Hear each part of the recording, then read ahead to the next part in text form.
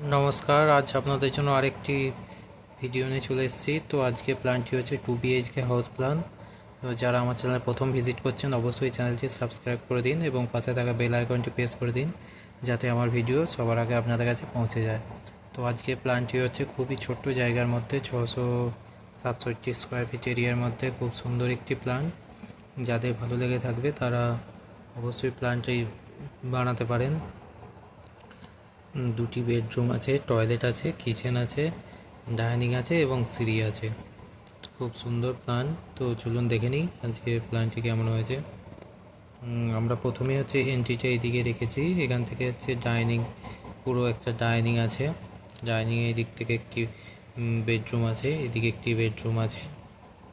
এখানে একটি general toilet আছে, আর এখানে একটি কিচেন আছে। আর এখানে হচ্ছে সিঁড়ি আছে, সিঁড়ি আপ এদিকে উঠে যাচ্ছে। ডাইনিং থেকে এখানে একটি প্যাসেজ আছে, যাতে টয়লেটের দরজা এইদিকে ভিতরে ঢোকার জন্য। তো টয়লেটের দরজাটা সোজাসুজি এইদিকে ডাইনিংয়ে না দিয়ে আমরা এই দিকটায় দিয়েছি, যাতে একটু আড়াল হয়। আর এইখানটায় কিচেন আর সিঁড়ির জন্য এখানে একটি প্যাসেজ আছে। আর এই প্ল্যানটিতে আমরা টোটাল 12টি কলম ইউজ করেছি। এদিকে 29 ফিট, এদিকে হচ্ছে 23 ফিট।